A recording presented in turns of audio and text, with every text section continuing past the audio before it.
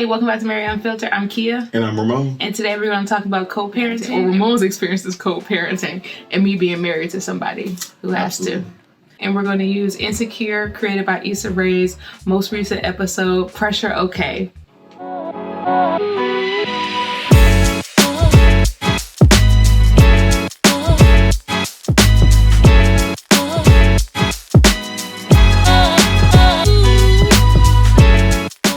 Like we said, we're going to talk about co-parenting, and we're going to jump right into it. So on the most recent episode of Issa Rae, Insecure, if you watch it, they talked about Condola and Lawrence co-parenting essentially. So if you don't follow Insecure, I'm not going to give a recap on all of that, but what I am going to do is give a recap on what happened in the episode.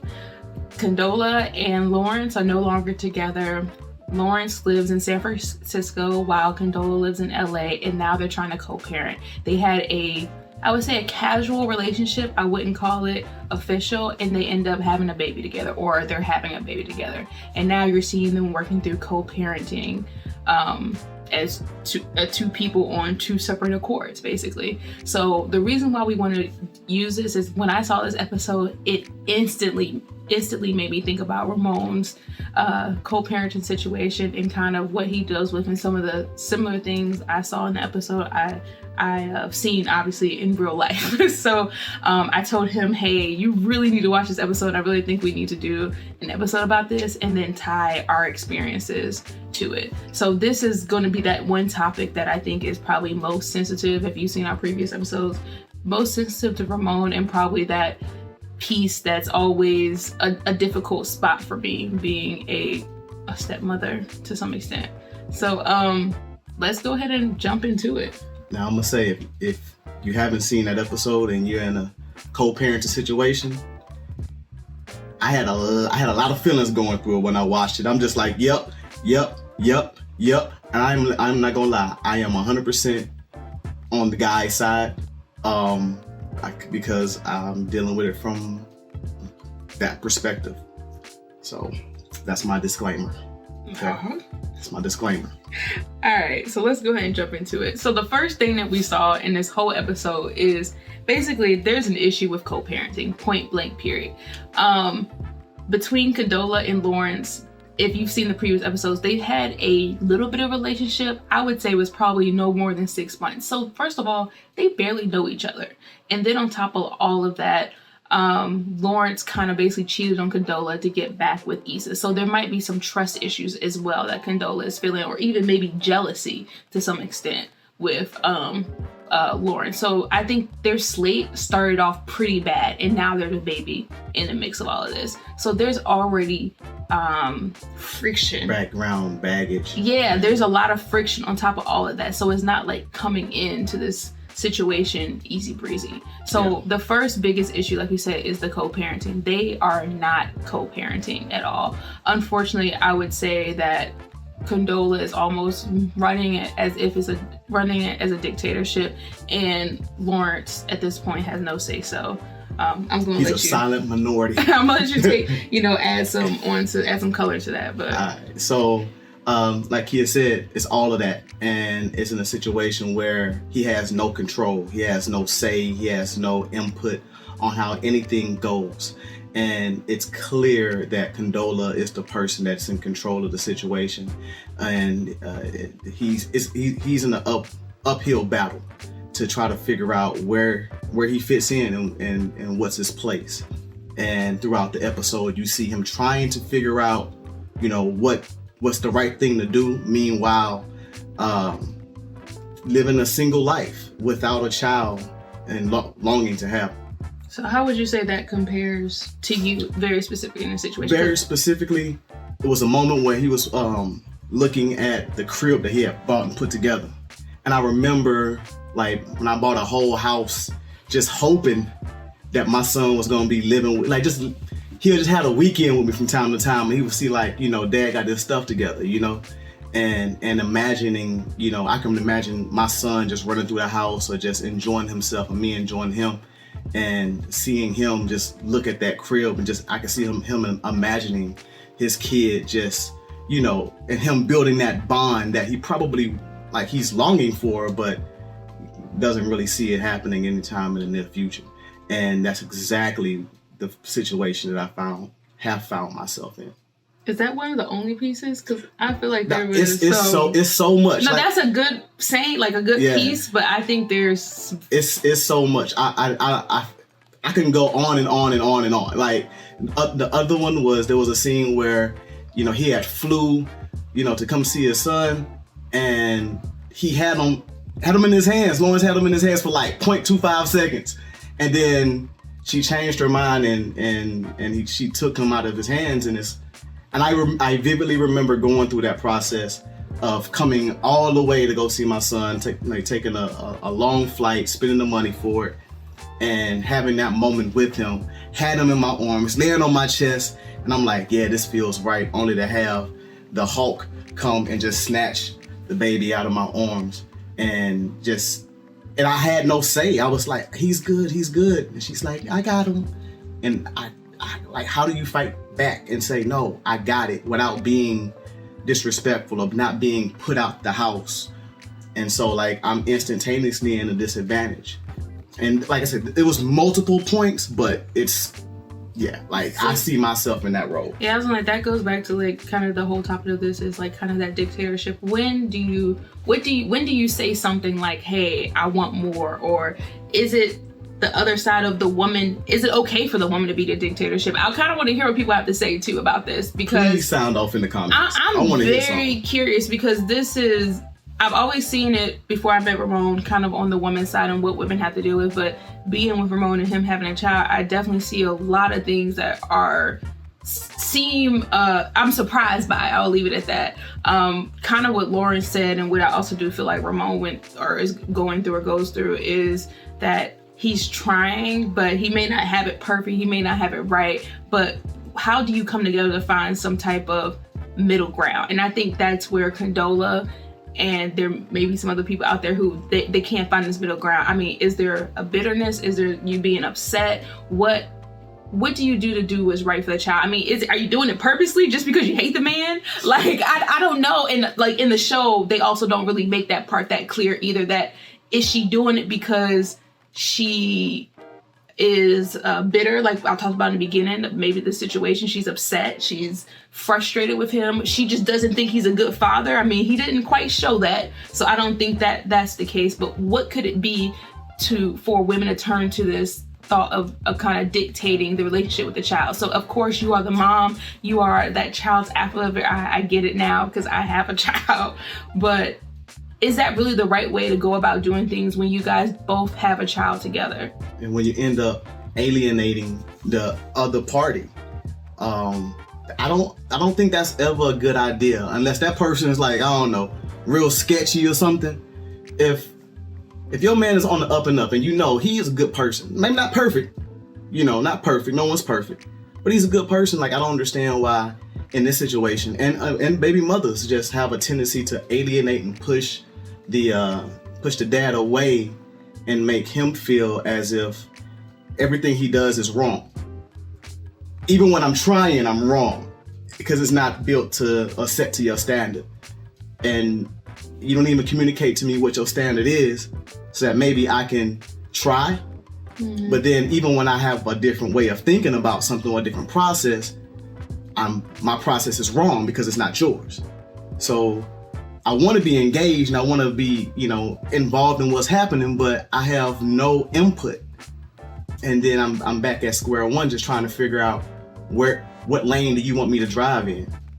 So I'm just going to pull kind of what you just said a second ago, is putting it in a married perspective and being a wife. So I think as a woman, period, we see things totally different from men. Being a mother, we see things different from a man. And what we do is they're never going to meet our expectation, y'all. Never. But it's different when you have a child outside of wedlock and when you're married to somebody, because I have him. I mean, there's something I'm trying to keep going. I'm trying to keep a marriage together. I'm trying to keep a family together. But when you're not married to somebody, or let's just say you're just boyfriend and girlfriend, there's really no reason for you to care about their opinion. And I think that might have a little bit to do with it. Like for me, there's stuff that Ramone does with the baby, and I'm like, Lord have mercy, oh my gosh. But because we're married, I'm like, I try to like open up to his opinion and open up to what he's doing. Not that he's wrong, it's just in my heart that what he's doing is not right. And that doesn't mean that it's not right. It's just that I have a way of doing things and I want to do it a certain way. So when I have to kind of pull off my reins and be like, this is your child too. You go ahead and, take care of her. You go ahead and do your thing. But when it's on the other end and when you don't have a relationship or you don't have any type of foundation, you don't care. And your way is the only way. And your way is gospel, essentially. And that's kind of like how I see it a little bit. That's the way it is. That's the way it feels. I mean, it's like, all right, boss, what you want me to do? Okay. Yeah. What can I do today? Yeah. Oh, I can have them for 2 hours? Great. I can have them for 5? Great. Let me know when I can have them overnight. You know what I'm saying? Like, yeah, that don't work. So let's just say here with the kind of the dictatorship piece, what would be the kind of the takeaway? What do we think would be a solution I think the solution for a dictator is for the dictator to acknowledge that she's a dictator. I don't think it's just her acknowledging. I think both parties. It's not just her, because both parties are going to have to come together and be able to talk with one another and communicate. I mean, that's some of it. That's 50% of it. It's always going to be communication. It's always going to be a communication issue. But it shouldn't be. I understand it shouldn't, but it seems like it's always going to be one. The problem is when neither one of the individuals can come to an impasse. It has to be a give and take. Like I can only go as far as you will allow me. I can only try as hard as I have the effort and the will to do so before a person gives up. And so like both parties, mainly the person who's in control, has to be able to like give up some control in order to allow the other person to be involved. I'm not against it. I completely agree. But at the end of the day, both people have to come together, and put aside the differences, the issues, what you hate about each other, and try to make it happen for the baby. Basically. All right. So the next part is about the support systems. So what I did notice is she had a team of people, which is nothing wrong with that. That's amazing. That's great. She had a whole family of people supporting her. But when you see that, you see the bad talking, the instantaneously looking at him as if he's a bad father, the little chirping in the ear that she received from friends and family. And maybe she never even thought about him like that, but that negativity might also be an indication of how she's reacting towards him as well. And I would say for Lawrence, and I also kind of felt like this for Ramone, and it could have just been a show, but it didn't seem like he had as much of a support system. He had one of his friends. Yeah, homies. Yeah, he had homies. Basically, his friend basically saying, yeah, that bitch wrong, and you need to, do this. Yeah, I support you on that. But then he did have a friend saying like, hey man, is this really the right way you want to go around doing things? But I don't feel like there was a real support system. There was no real like help. Condola has. Yeah, it was no real help. Like a lot of guys that like nowadays, we have to get that type of knowledge from other guys that's in this situation. I've been blessed to be in the military and have, some people to help me navigate this baby daddy situation, because half of them are now. And so it's easier. But him in that situation, like he didn't really have nobody. They didn't show him having anyone to say, hey man, this is what you gotta do. Hey man, look, don't feed into the arguments. Hey, bite your tongue. Like I know you want to go off. I know you a man. You got pride, and you feel like it's like you getting pushed out, out the way. But just I would even say slow down. Like even the quick scene they did with his mom and dad kind of was like a little frustrating for me, because it's like, oh, you gotta do this. Oh, you just gonna let her do this? I'm not letting her do anything, but you only can do so much. What you gonna do? Just come and take and scoop the baby up? That can't happen. So where do you get the support system of people on the man's side to help guide this, that avenue of what you're supposed to do? And then and I know it. And even after you do all that, you gotta overcome the ain't shit baby daddy, syndrome, or ain't shit baby daddy outlook that everyone wants to give you, and tell you that you the person that's inherently wrong for not being with the woman that birthed your child. And meanwhile, it seems like mom is can walk away with no harm, no foul. Meanwhile, dad is instantaneously the bad guy in the situation. And it's not always the case. And when it's not the case, it's even worse because he's really trying to be there and be engaged. So I would ask you, what would you say your support system, or if there was no support system from the start to suddenly years later, what does My that look support like? system was actually a whole bunch of my homies telling me that, hey, bro, put yourself on child support. Like, don't wait for her to do it. Put yourself on child support. Stay in that kid's life. Call, stay on schedule. If you say you're gonna call. Even if you it's only for a short amount of time, call. If you're gonna go by there, go. Like, if you're gonna take the trip, take it. Stay consistent. Stay on her ass and don't argue. Like, don't argue. I think that don't argue is like some of the best advice. Kill them with kindness. After you hang up the phone, she can be everything you want her to be. But when you're on the phone, all right, you know what? I understand where you're coming from. Okay. All right, I understand you have a hard time. I'm just trying to make your life a little bit better. Trying to find ways to ease those aggressions and let her know that you understand and that you really do care. Now, if you don't care, you at least got to fake it. But those things that they taught me went so long. That's the game.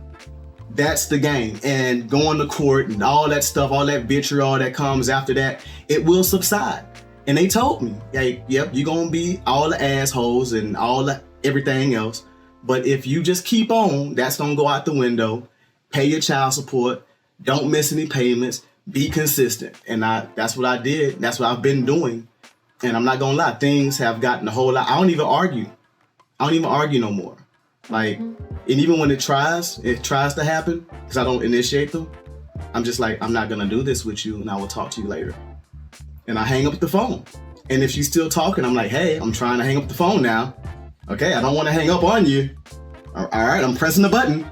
And I do all of that. And it's like, you got to do all that? Yep, just so she can understand this is not malicious. I just don't want to argue with you. And we can re-engage this conversation when we both are a lot more calm. So there you go. That's my game. I like it.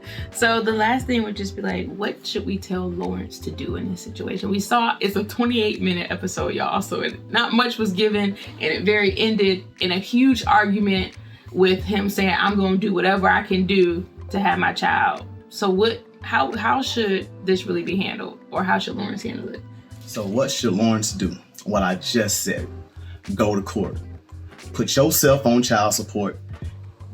Draw out what you want out of the agreement. Talk to your lawyer. And just do that. That's the only thing for you to do. Like, that's it. That is it. I wish I would have did it day one. I really do. If I could do it all over again, I would have did it day one. And all the stuff that I went through beforehand wouldn't have happened. Or I would have got it all the way over with. Like that part is done, Mm-hmm. I would have been drawing up new agreements as he got older. Vice trying to figure out what the initial set is. Vice trying to figure out, okay, what are my parental rights? I would have already had them. Vice having, the custody and visitation. So basically take your tail to court, get that stuff in writing, and keep it moving. Yeah, and live your best life. I agree with that. I don't think I have much more to say for what Lawrence would do, but my thought is, what advice would we give Condola? I'll start. I would just say basically, take a step back and realize, kind of think about there's two people who made the baby. And I mean, it's important for the kids to have both children in their life, and it's great and amazing. I don't want to say lucky because it should always be the case, but it's amazing that the father does want to be there. And just really thinking about how you guys both can work together. It's not going to be easy, and there's going to be times where you're going to struggle, but having her really focus on making things work for their son, not for her. You got to forget about those things that happened in the past. And I know that's easier said than done, but look what that could do in the long run to the child, you know. And the father's trying to be there. Don't try to make it a nasty situation, and just give him, I would say, a little bit of grace to some extent, because he's trying. It's obvious that he's trying, and maybe guide him, and again, going to find that middle ground. What, you know, if he says he wants to take, if he wants to take their son to San Francisco for a week, but you don't feel comfortable with that, how about you say, how about I come with you and stay for a couple days? Or, you know, building that comfortability, because she said flat out she don't trust him. So how do you build that trust? How do you feel comfortable? I say, you know, first you got to get out your feelings. Take your emotions, put them in your little back pocket, and you can take it out when you don't have to deal with me. But like, take your feelings out of it. Come with solutions and not with problems. And allow for him to be involved. You know, give him that same, like, allow him to feel like he's important in that kid's life, so that, you know, that trust that you both don't have with one another can grow and build, so that maybe you all can have a nice co-parenting relationship, vice disgruntled one, you know? Mm-hmm.